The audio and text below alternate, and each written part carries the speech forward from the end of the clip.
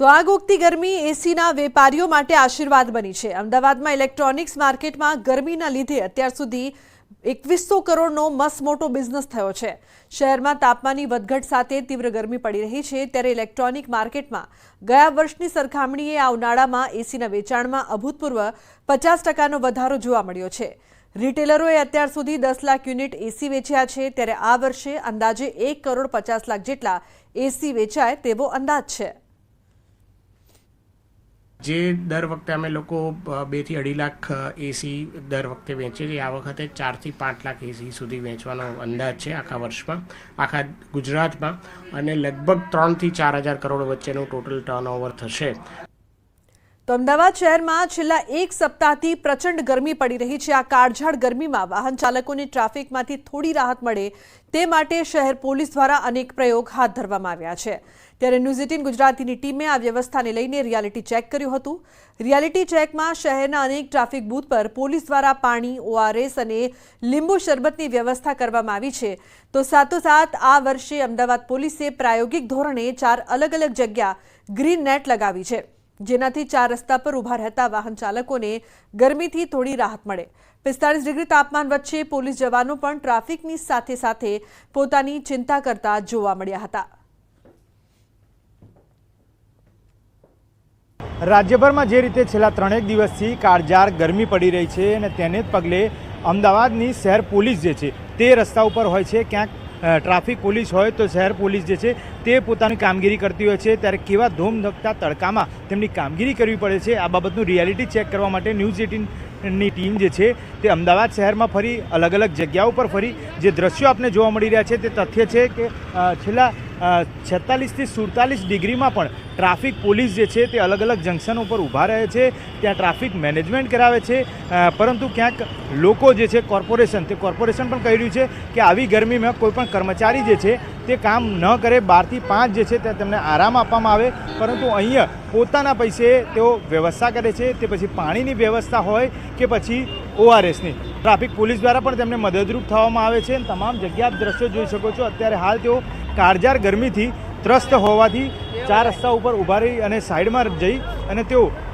ORS જે છે તે ઓઆરએસ પી રહ્યા છે અને લોકોને પણ ક્યાંક અવર જવર કરતા હોય તેને પીવડાવી રહ્યા છે। આપ જે દ્રશ્યો જોઈ શકો છો તેમાં સ્પષ્ટપણે દેખાય છે કે અહીંયા આગળ 3 અલગ અલગ જગ મૂકવામાં આવ્યા છે, જેમાંથી એક શરબતનો જગ મૂકવામાં આવ્યો છે, જ્યારે અન્ય 2 જગ જે છે તે પાણી માટે મૂકવામાં આવ્યા છે, જેથી કરી ટ્રાફિક મેનેજમેન્ટ કરાવતી પોલીસ જે છે તેમને ક્યાંક હીટવેવ અથવા તો હીટસ્ટ્રોકની અસર ના થાય તે માટેની પૂરતી તકેદારી જે છે તે ઉચ્ચ અધિકારીઓ દ્વારા પણ રાખવામાં આવી રહી છે। કેમેરામેન નિલેશ સોસા સાથે મૌલિક દામેચા, ન્યૂઝ 18 ગુજરાતી, અમદાવાદ। આ હીટવેવ જે ચાલી રહ્યો છે એને ધ્યાનમાં રાખી અને માનનીય police commissioner Shri GS Malik સાહેબ તેમજ સંયુક્ત police commissioner Shri NN Chaudhary સાહેબની સૂચનાઓ મુજબ તમામ ટ્રાફિક પોલીસના જે જવાનો છે એમને અવારનવાર બ્રીફિંગ કરી અને હાઇડ્રેટેડ રહેવા માટે જણાવ્યું છે। આ સાથે જ ઘણી બધી સેવાભાવી સંસ્થાઓ જે છે સામે આવી રહી છે, જેમની મદદથી તમામ ટ્રાફિક પોઈન્ટ પર આપણે ગ્લુકોન-ડી, ORS અને છાશ જેવા પીણા જે છે આપણે વિતરિત કરતા હોઈએ છીએ, જેથી કરીને એમને હાઇડ્રેટેડ રહેવા મદદરૂપ થાય। તો ન્યૂઝ 18 ગુજરાતની અહેવાલની ધારદાર અસર। એએમસીમાં ફાયર સેફટીના અભાવના અહેવાલ બાદ જાગ્યું તંત્ર। એએમસીની ઓફિસોમાં જ ન હતા ફાયર સેફટીના સાધનો, એક્ઝિટ માટેનો બંધ દરવાજો ખોલાયો। 2 કલાકમાં એએમસીનું તંત્ર એક્શનમાં આવ્યું છે। તો ન્યૂઝ 18 ગુજરાતીના અહેવાલની ધારદાર અસર થઈ છે। ફાયર સેફટીના અભાવના અહેવાલ બાદ તંત્ર જાગ્યું અને 2 કલાકમાં એએમસીનું તંત્ર એક્શન મોડમાં આવ્યું છે।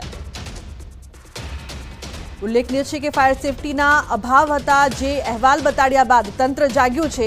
ન્યૂઝ 18 ગુજરાતીના અહેવાલની જે અસર થઈ છે, એએમસીની ઓફિસોમાં જ ફાયર સેફટીનો અભાવ જોવા મળ્યો હતો।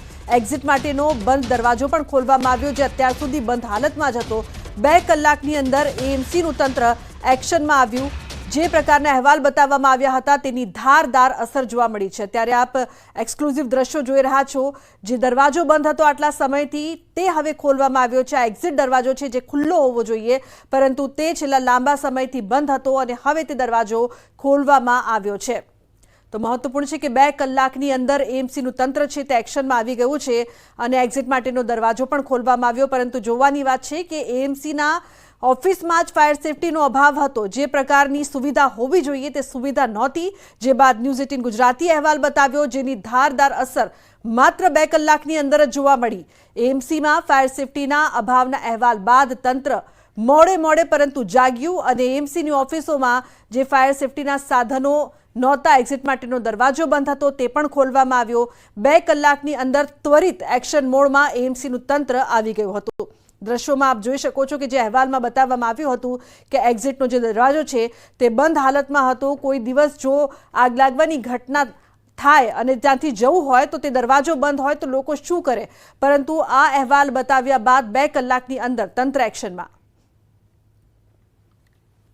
ન્યૂઝ 18એ એએમસીનો અહેવાલ પ્રસારિત કર્યો અને તેને લઈને તાબડતોબ તમામ કાર્યવાહી કરવામાં આવી છે। ખુદ એએમસીના જે ચેરમેન છે, સ્ટેન્ડિંગ કમિટી ચેરમેન દેવાંગ દાણીએ આદેશ આપ્યા અને તમામ જે એક્ઝિટ ગેટ છે તે ખોલવા માટે કડક સૂચના આપે છે। તો સાથે જ જે પણ બિલ્ડિંગોની અંદર અલગ અલગ જે કહી શકાય કે વાયરને લઈને જે પ્રશ્નો હતા તેને પણ તાકીદે તેને સુધારવા માટેની પણ સૂચના આપે છે। જોઈ શકો છો ન્યૂઝ 18 લાઈવ બતાવી રહી છે કે કઈ રીતે આ તમામ જે ગેટ ખુલી રહ્યા છે, કારણ કે અનેક લોકો અહીં અવરજવર કરતા હોય છે, તેના માટે આ તમામ ગેટ છે જે 3rd ફ્લોર હોય, 2nd ફ્લોર છે, 4th ફ્લોર છે, તમામ જગ્યાએ આ ગેટ છે તો ઓપન કરે છે। આપ જોઈ શકો છો કે હવે આ ફાયરના સાધનો અહીં દેખાશે એ પ્રકારની સ્થિતિ છે।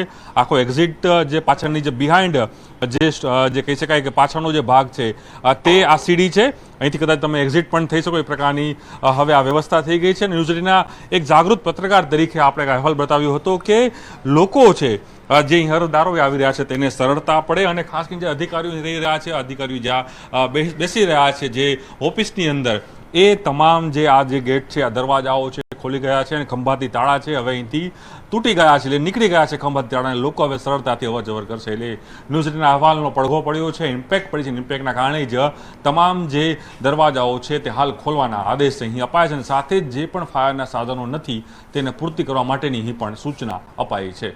કેમેરામેન પંકજ મકવાણા સાથે પ્રણવ પટેલ, ન્યૂઝ 18 અમદાવાદ। તો જે પ્રકારથી અસર જોવા મળી, અહેવાલ પહેલાના દ્રશ્યો આપ જોઈ શકો છો કે જે એક્ઝિટ ગેટ હતું તે બંધ હાલતમાં હતું અને અહેવાલ દર્શાવ્યા બાદ આ જે ગેટ છે જેને એક્ઝિટ ગેટ કહેવામાં આવે છે તે ખોલવામાં આવ્યું છે। તે તો ફાયર સેફટીના અભાવના અહેવાલ બાદ તંત્ર જાગ્યું છે। એએમસીની ઓફિસોમાં જ ન હતા ફાયર સેફટીના સાધનો। મહત્વપૂર્ણ જાણકારી જે પ્રકારથી પ્રાપ્ત થઈ રહી છે, દેવાંગ દાણીએ ન્યૂઝ 18ને અભિનંદન આપ્યા છે। ન્યૂઝ 18ના અહેવાલ બાદ એક્ઝિટ ગેટ ખોલવામાં આવ્યા, સાથે અભિનંદન પણ પાઠવવામાં આવ્યા। જે પણ ખામી હોય તેનો અમલ થશે તેવું પણ નિવેદન આપવામાં આવ્યું છે। કોર્પોરેશને લીધી ન્યૂઝ 18ના અહેવાલની નોંધ। તો દેવાંગ દાણીએ ન્યૂઝ 18ને અભિનંદન આપ્યા। મહાનગરના બિલ્ડિંગમાં ચકાસણી કરતા જે ઉજાગર કરવાનો પ્રયત્ન કર્યો છે તે માટે ન્યૂઝ 18ની ટીમને પણ હું અભિનંદન આપું છું। એ અહેવાલ પ્રસિદ્ધ થયો તરત જ તંત્ર દ્વારા એક્શનમાં આવીને જે પણ એક્ઝિટ ગેટ હતા એ બધા જ દ્વારો ખુલ્લા રાખવામાં આવ્યા છે। કોઈ ઘટના બને નહીં તે માટે આ એક્ઝિટ ગેટ કાયમ માટે હવે ખુલ્લા રહેશે। તદુપરાંત જે વાયર બાબતે જે ચર્ચા કરવામાં આવી એ તમામ વાયરો એનું રિપેરિંગ કામ પણ ટૂંક સમયમાં ચાલુ થઈ જશે। એટલા માટે ન્યૂઝ 18 દ્વારા જે અવેરનેસ લાવવાનો જે પ્રયત્ન થઈ રહ્યો છે તે માટે હું સમગ્ર ટીમને પણ અભિનંદન આપું છું। સમાચારનો પ્રવાહ યથાવત રહેશે। હાલ રોકાઈશું એક બ્રેક માટે। આપ જોતા રહો ન્યૂઝ 18 ગુજરાતી।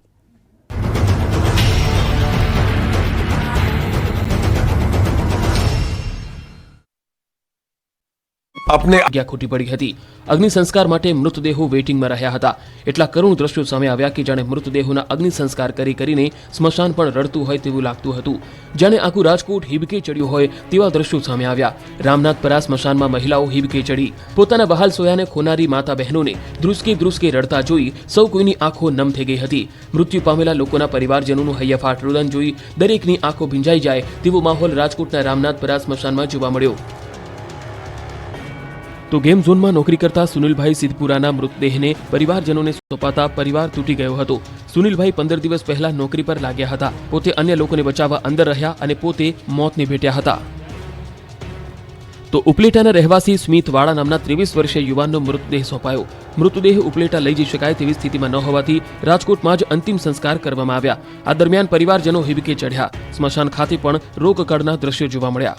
તો ગોંડલના સત્યપાલસિંહ જાડેજાના ડીએનએ સેમ્પલ મેચ થયા. વહેલી સવારે મૃતદેહને પરિવારજનોને સોંપાયો. સત્યપાલસિંહ જાડેજાની અંતિમ યાત્રા નીકળી. ભરી આંખે મોટી સંખ્યામાં લોકો જોડાયા. નાના પુત્રના અવસાનથી પરિવારમાં ભારે આક્રંદ છવાયો. રાજકોટ અગ્નિકાંડ મામલે ગુજરાત હાઈકોર્ટ લાલઘૂમ છે. ત્યારે આ મામલે હાઈકોર્ટે રાજ્ય સરકારની ઝાટકણી કાઢી છે. ગેમ ઝોનમાં થયેલ અગ્નિકાંડમાં 32 લોકોના મૃત્યુ થયા છે. ત્યારે આ મામલે હાઈકોર્ટે કહ્યું કે તે હત્યાથી ઓછું નથી. હાઈકોર્ટે કહ્યું કે નિયમોનું પાલન કરવામાં વિભાગ નિષ્ફળ નીવડ્યું છે. અમને હવે રાજ્ય સરકાર અને તંત્ર પર જરાય પણ ભરોસો નથી. હાઈકોર્ટે રાજકોટ મહાનગરપાલિકાને પણ ખખડાવી છે. હાઈકોર્ટે રાજકોટ મનપાની ઝાટકણી કાઢી અને મનપાની કામગીરી પર સવાલ ઉઠાવ્યા. કહ્યું આવડું મોટું સ્ટ્રક્ચર ઊભું થઈ ગયું છતાં પણ કોઈને કેમ ન દેખાયું? 3 વર્ષ સ્ટ્રક્ચર બનવા છતાં કેમ પગલાં ન લેવામાં આવ્યા? વધુમાં હાઈકોર્ટે ટકોર કરતા કહ્યું કે ફાયર એનઓસી નહીં હોય ત્યાં સુધી ગેમ ઝોન ચાલુ નહીં કરી શકાય. તો આ નિયમનું પાલન રાજકોટમાં કેમ નથી થયું? તપાસમાં એ પણ ખુલાસો થયો કે ગેમ ઝોનમાં કોઈ મંજૂરી લેવામાં આવી ન હતી, જે 2 અલગ અલગ પાર્ટી પ્લોટમાં ચાલતા હતા. આશુતોષ પાર્ટી પ્લોટ અને જીએસ પાર્ટી પ્લોટ ભેગા કરીને બનાવ્યું હતું. બંને પાર્ટી પ્લોટના માલિકો ગેમિંગ ઝોનમાં પાર્ટનર હતા. અગ્નિકાંડને લઈ મહેસૂલ અને ગૃહ વિભાગ દ્વારા નવી ગાઈડલાઈન બનાવવામાં આવશે. રાઈડ તૂટવી કે પછી આગ જેવી ઘટનાઓને રોકવા માટે આગામી સમયમાં નવી ગાઈડલાઈન જાહેર કરવામાં આવશે, જેમાં કલેક્ટર અને પોલીસ કમિશનર હેઠળ પરવાનગી મળશે. સમગ્ર મામલે એસઆઈટીની રચના કરી 72 કલાકમાં જ અહેવાલ માંગવામાં આવ્યો. રાજકોટમાં આગકાંડને 3 દિવસ થઈ ગયા છતાં હજુ અનેક પરિવારોને તેના કાળજાના કટકાના મૃતદેહ મળ્યા નથી. 3 દિવસથી મૃતકોના પરિવારજનો સિવિલ હોસ્પિટલમાં મૃતદેહ મળે તેની રાહ જોઈને બેઠા છે. સિવિલ હોસ્પિટલ બહાર પોતાના ગુજરી ગયેલા સ્વજનોની જાણકારી માટે તળવળી રહ્યા છે અને તંત્ર પર રોષ ઠાલવી રહ્યા છે. હવે લોકોની ધીરજ ખૂટી પડી છે. તંત્ર એટલું નિષ્ઠુર થઈ ગયું છે કે મૃતકોના પરિવારજનો સાથે પણ ઉદ્ધતાઈભર્યું વર્તન કરી રહ્યું છે.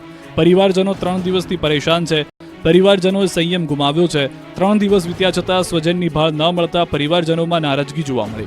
જ્યારે મોટી સંખ્યામાં પરિવારજનોએ પીએમ રૂમમાં જવાની માંગ પણ કરી. કેટલાક લોકોએ પોલીસ સાથે શાબ્દિક બોલાચાલી પણ કરી. જ્યારે સમગ્ર ઘટનાના 3 દિવસ વીત્યા છતાં પોતાના સ્વજનો માટે લોકો આક્રંદ કરી રહ્યા હતા. પોલીસ અને લોકો વચ્ચે રકઝક થઈ હતી, જેમાં મૃતકના પરિજને કહ્યું હતું કે જીવ તો લઈ લીધો, હવે મૃતદેહ તો આપી દો, અમે અહીંયા.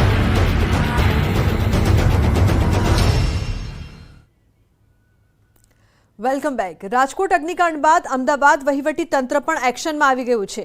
રિસોર્ટ, ગેમ ઝોન સહિતમાં તપાસ કરવામાં આવી રહી છે. ત્યારે અમદાવાદ જિલ્લામાં દસક્રોઈમાં પિરાણા ખાતે આવેલ ગેમ ઝોન બંધ કરવામાં આવ્યું છે. પ્રેરણા ગેમ ઝોન નિયમ ભંગને લઈને બંધ કરાયું છે. ત્યારે અમદાવાદ જિલ્લાના 9 તાલુકામાં 6 તાલુકામાં કોઈ ગેમ ઝોન કે મેળાનું આયોજન ન હોવાનું એડિશનલ કલેક્ટરે જણાવ્યું હતું. હજુ પણ ગેમ ઝોન, રિસોર્ટ સહિતના જે જગ્યાઓ છે ત્યાં તપાસ કરવામાં આવી રહી છે. તેમાં ખાસ કરીને 5 બાબતો પર વધુ ધ્યાન અપાઈ રહ્યું છે, જેમ કે ફાયર વ્યવસ્થા અને એનઓસી છે કે નહીં, સિવિલ કે અન્ય સ્ટ્રક્ચર યોગ્ય છે કે નહીં, જેની ચકાસણી અને મંજૂરીની વિગત મંગાઈ રહી છે. ત્યારે વીજ વાયર ફિટિંગ બરાબર છે કે નહીં, કેટલા લોકોને સમાવી શકાય તેની મંજૂરી અને તેને લગતી વિગતો મંગાવાઈ છે. ઓપોર્ચ્યુનિટી કોઈ પણ પ્રકારની ઘટના જો બને તો ત્યાં એન્ટ્રી અને એક્ઝિટની પૂરતી વ્યવસ્થા છે કે નહીં, આ 5 વસ્તુ જોવાની નક્કી કર્યું.